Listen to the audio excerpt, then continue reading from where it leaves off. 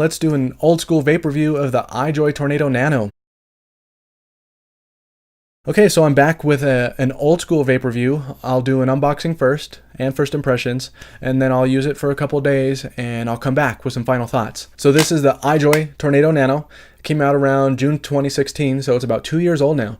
But this thing was so popular that it was still being sold until about mid 2017, which is actually when I bought it.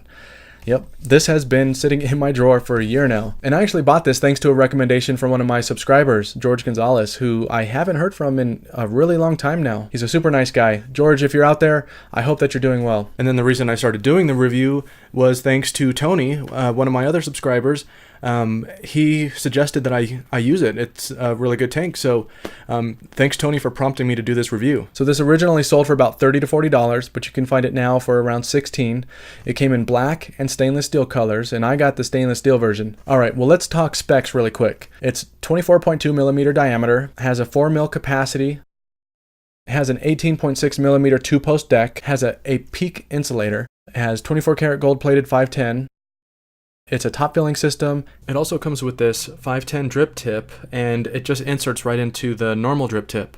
So you have that option if you want to use it. Looks a little funny, but it's a pretty cool feature. And the tank itself is made of stainless steel. And one of the features that they promoted was that the wide surface area helps to keep the entire subdeck and deck of the RDA cool. In the box, you get the iJoy Tornado Nano, a rebuildable deck, 2 pre-made coils, 1 chip coil, a color-changing glass barrel, and some accessories. And that accessories bag includes hex keys, screws, and O-rings. Okay, I'm gonna run this all through the ultrasonic cleaner, and then I'm gonna put it back together.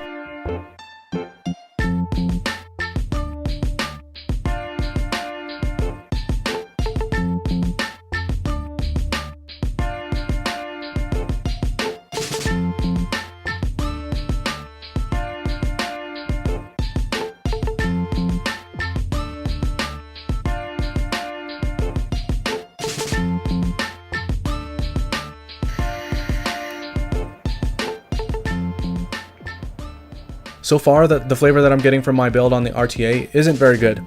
So I'm gonna put the pre-built coil in now. I'm also gonna switch out the glass tank with the color changing tank. I'm gonna fill this up with this new liquid gold mango e-juice from Birdman. And this stuff is good. If you like mango, pick it up. All right, there it is with the black tank. Looks pretty cool.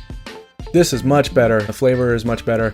The flavor is not as good as an RDA, but that's to be expected. You know, it's a sacrifice for convenience, right? Okay, so I'm back, and I did switch the black tank with the clear one because it's just too hard to see the e-juice in there. I really don't like that black tank very much.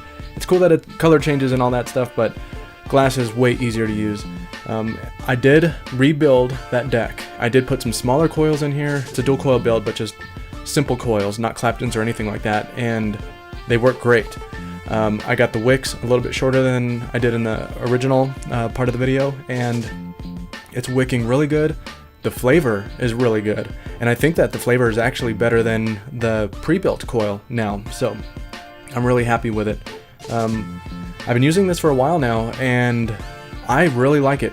The biggest con that I think for me would be that this top cap where you fill up the e-juice, it's really hard to get off. But other than that, that's really my only con. Oh, also, when I refill the tank, sometimes e-juice will pour out of these the bottom airflow holes, and I think it's because it just needs to pressurize. So when you do fill up the tank, close the airflow slots up so nothing leaks out when you're filling it up. I would recommend opening those airflow holes off of the device, or else it might pour out onto your device. Other than that, I think it's a really good tank, and if you can still find it, I would recommend getting it. I think it is comparable to the tanks that are on the market right now. Good vapor production, really good flavor.